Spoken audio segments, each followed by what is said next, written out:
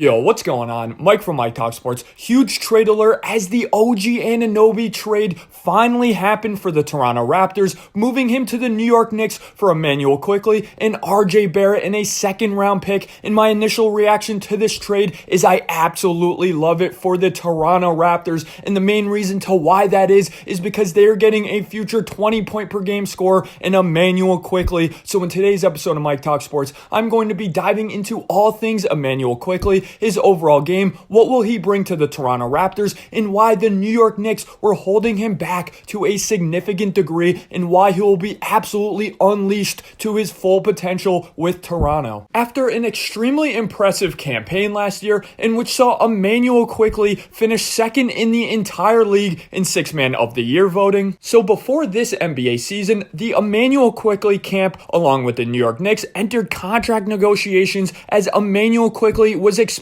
to get over $100 million in this year's offseason, but of course, the two sides were unable to reach an agreement, which first and foremost really brought Immanuel Quickley and the New York Knicks at an extremely awkward position. The New York Knicks didn't want to have Immanuel Quickley have a phenomenal season this year, as they would lose him in this year's offseason, and of course, Immanuel Quickley wanted to get as much playing time as humanly possible so he can get the biggest contract possible, and this is why the New York Knicks have really not played him all that much this season. Immanuel has only played 30 minutes or more only once this season, so in 53 career games playing over 30 minutes per game, he's averaged 20 points per game, 4.7 rebounds per game, and 4.6 assists per game on 48% from the field, 42% from three, and 83% from the free throw line. And in these games, the New York Knicks have gone 31-22 throughout this time period, and Immanuel Quickley, in terms of his plus minus, is plus 365. Not only this, but Immanuel Quickley hasn't even started a single game in this season when he's clearly a much better offensive threat than RJ Barrett has been not only this season, but really throughout his entire career. The Knicks are clearly a much better basketball team when Immanuel Quickley not only has been playing significant minutes, but when he's been starting as well. Last season, Immanuel Quickley ended up starting 21 games, and in these 21 games,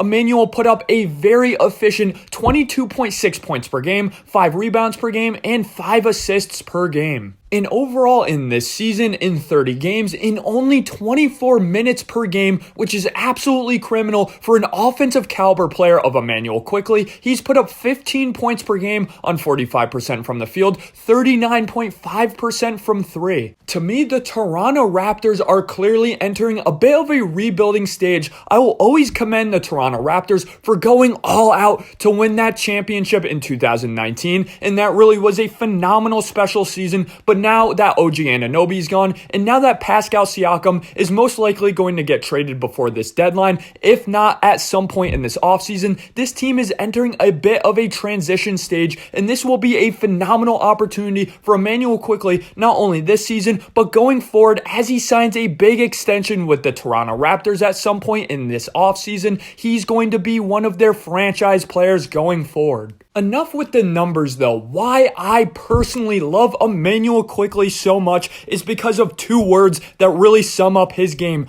twitchiness and decisiveness. Immanuel truly is a scorer at all three levels. He has such a quick trigger on that off ball and his on ball 3-point shot. He has no hesitation whatsoever. Even if he gets a millisecond of separation, he's going to put up that shot, and he makes it at such a high level. And this is one of the aspects that make Immanuel Quickley as a pick and roll ball handler so deadly and so hard to defend. Again, you just can't play under on that pick and roll, as he's going to put up that 3-point shot with such decisiveness and such a quick trigger, and he gets to his spots so quickly because, again, he's a quick twitch athlete. So now let's say the defender plays over on that pick and roll when Immanuel Quickley has the ball in his hands. You're screwed either way because he's so quick twitch, and he's going to burst off the ball, and he's going to get to his mid-range shots, where in the mid-range game, he's a very good mid-range scorer. And when you look at Immanuel Quickley, you say, oh, he's a smaller guard. Let's just force him around the rim and redirect him him to our paint defender, where our center inevitably is going to block his shot or contest his shot, right? Well, you are wrong in assuming that, as Immanuel Quickley has one of the better floaters in the entire NBA, consistently finishing over 7-footers. Not only this, but he gets to the rim with ease, and he has a really nice layup package around the rim. Not only this, but he's super bouncy and again twitchy, as he has a nice vertical and even can go for some really nice dunks. I also love the tenacity and the overall aggression he plays in the full court on transition. He's consistently the first Knick running in transition, which causes him to be a very high level full court offensive player. He really is a very similar player to Jalen Brunson, and Jalen Brunson honestly put up similar numbers in a similar career trajectory with the Mavericks until he exploded with the New York Knicks, and I can honestly see the same exact thing happening to Immanuel Quickley now that he's in a new situation with Toronto, given the green light to be the player he can become. Then defensively, of course, he does have some of his limitations as he is a smaller guard out there, but overall, in my opinion, he's a very high IQ, very high effort defender who has a tendency on a night-to-night basis to make some splash plays, to make some really nice steals, and to overall read the passing lanes. And of course, when he does this, as I just mentioned, he's a really nice transition offensive player who's going to consistently convert those steals into 2 points. One last thing about Immanuel Quickley that makes me very confident in his ability going forward to be a future 20-point per game scorer on good efficiency is he has a high-level mentality. He's a guy every single time the Knicks are in prime time or face a good team such as the Boston Celtics, for example, he plays extremely well, having some of the best games of his career against the Celtics. Thanks for watching today's episode of Mike Talk Sports. Let me know in the comment section below, what are your thoughts on this blockbuster trade? I honestly think the Toronto Raptors did win this trade, even though I do love OG Anunoby. If you enjoyed today's episode of Mike Talk Sports, I really appreciate it, guys. Smack that like and hit subscribe.